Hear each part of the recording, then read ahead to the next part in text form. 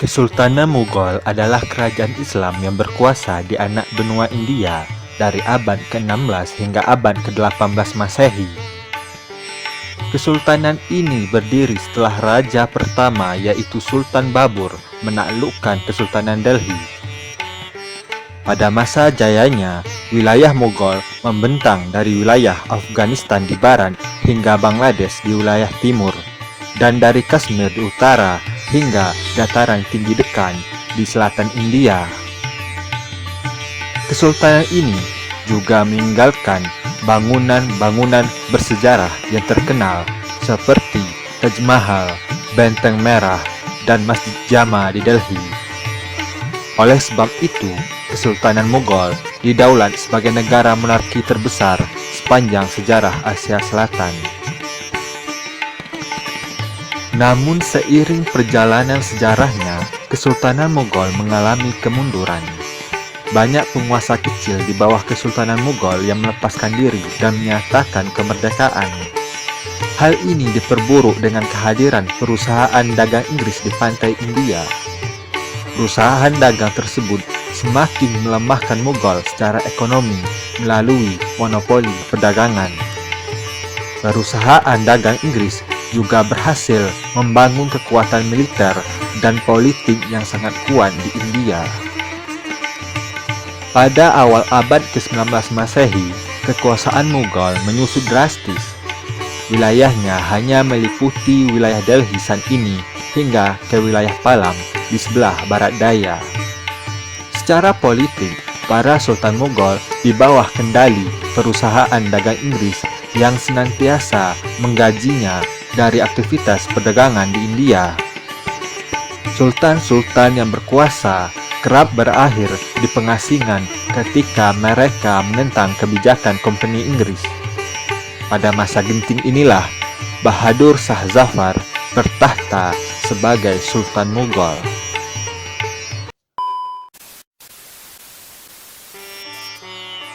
Bahadur Shah Zafar lahir dengan nama Mirza Abu Zafar Sirajuddin Muhammad pada 24 Oktober tahun 1775 Masehi. Ayahnya adalah Sultan Mughal ke-19 dengan gelar Sultan Akbar kedua, sedangkan ibunya bernama Lalbai, seorang perempuan Hindu yang berasal dari Rajput. Zafar tidak seperti saudara-saudaranya yang lain. Meskipun berkedudukan sebagai pangeran, ia menjauhi segala urusan politik dan kemiliteran. Ia sangat menyukai dunia kesusastraan. Hal inilah yang membuatnya menempuh jalan sebagai seorang sufi. Maklumlah, para penyair Urdu yang terkenal adalah para sufi yang gemar mengembara. Ia pun mengikuti langkah para gurunya sambil mempelajari ilmu kesusastraan. Zafar berhasil mencapai tingkatan sebagai seorang pir atau mursyid dalam dunia tasawuf. Dengan demikian, ia memiliki hak untuk menerima murid dan mengajarkan ilmunya kepada mereka. Sudah barang tentu, sebagai seorang sufi, menjadi seorang raja tidak pernah diharapkan oleh Zafar. Ia memilih hidup sebagai seorang fakir yang mengembara ke berbagai tempat. Tentara Inggris yang bernama Mayor Archer pernah menggambarkan sosok Zafar. Ia bertubuh kurus dan tinggi, berpakaian sederhana yang hampir lusuh. Penampilannya seperti munshi miskin atau guru bahasa. Ayahnya juga tidak pernah menginginkan Zafar menjadi penggantinya. Sultan Akbar kedua telah memilih kakak Zafar yang bernama Jahangir sebagai penerus tahta.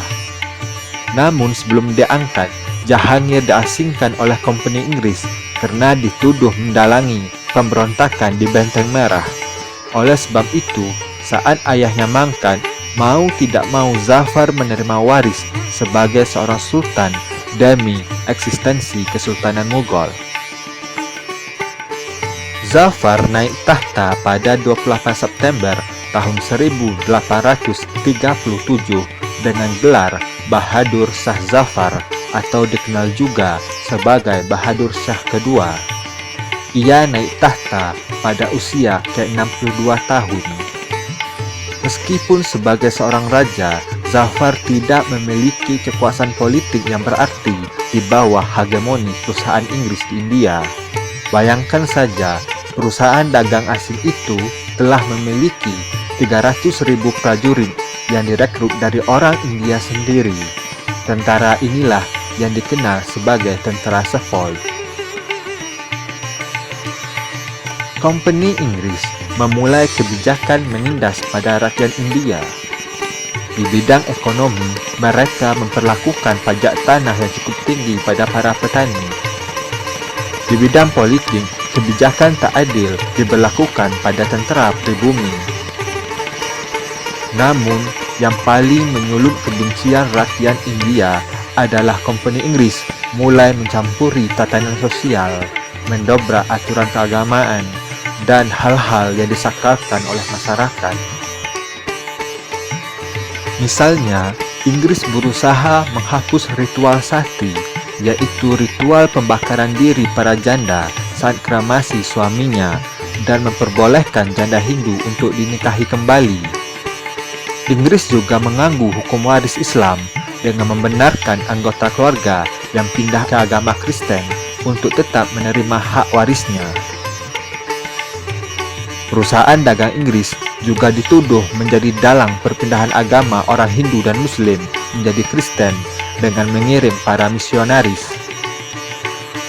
Di bidang kemiliteran, tentara berkasta tinggi merasa diperlakukan tidak hormat. Selain itu, para tentara Sepoy juga diwajibkan menggunakan senjata Enfield yang baru diproduksi.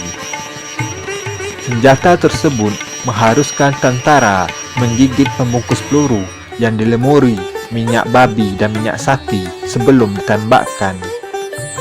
Penggunaan dua minyak tersebut menyinggung tentara Sepoy, baik yang beragama Hindu maupun Muslim. Pada titik puncaknya, beragam permasalahan sosial ini telah memancing pemberontakan besar dalam riwayat kompeni Inggris di India. Dan yang lebih mengejutkan, pemberontakan dilakukan oleh tentara Sepoy sendiri. Pemberontakan ini dikenal sebagai Pemberontakan India tahun 1857. Pemberontakan yang mulanya terjadi di beberapa kota di utara India, mulai menjalar ke selatan. Pada tanggal 11 Mei tahun 1857, mereka masuk ke kota Delhi dan menemui Bahadur Shah Zafar di dalam istananya.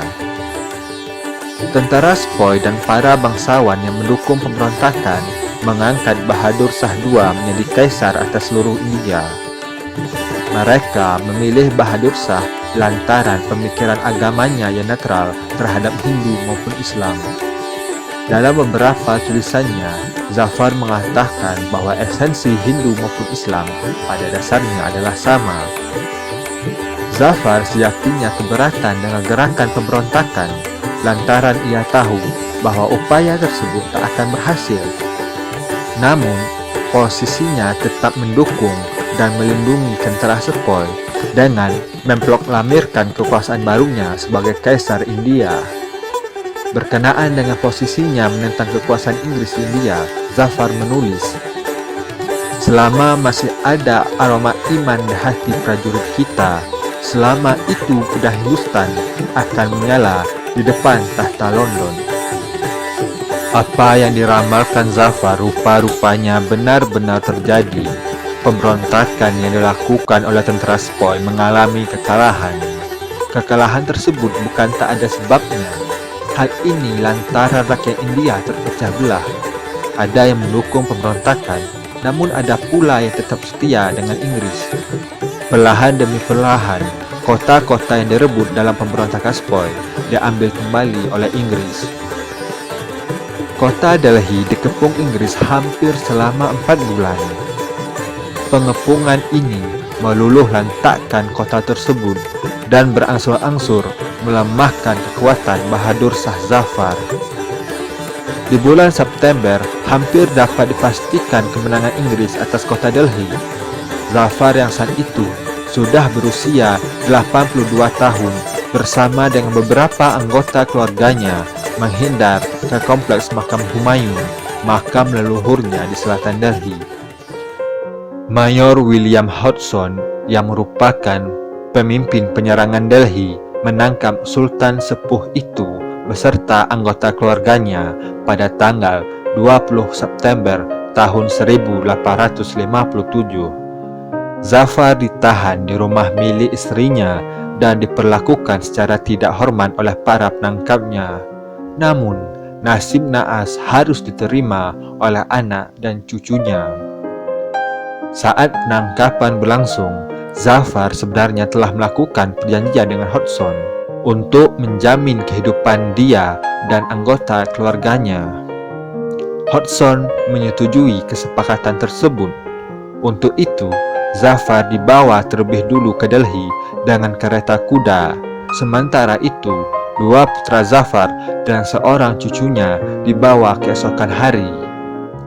Ketika kereta yang membawa para pangeran sampai di gerbang kota, ketiga pangeran tersebut dipaksa turun oleh Hodgson.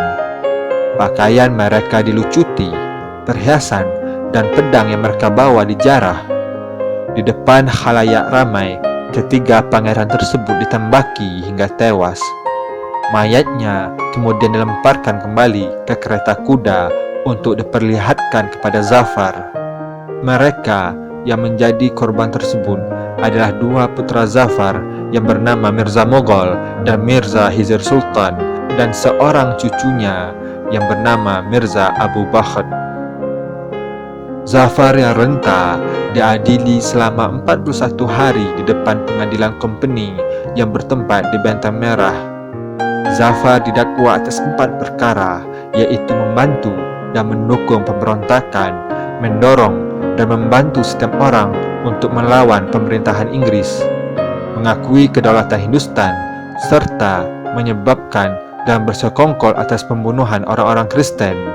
Atas dakwaan tersebut, Zafar mendapat hukuman pengasingan ke Yangon, Myanmar.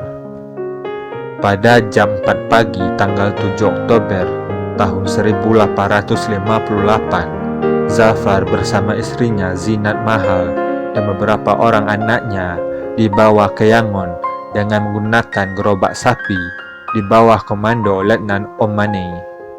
Ia wafat 4 tahun kemudian dalam usia 87 tahun di pengasingan. Zafar menggambarkan akhir hidupnya dalam satu kalimat.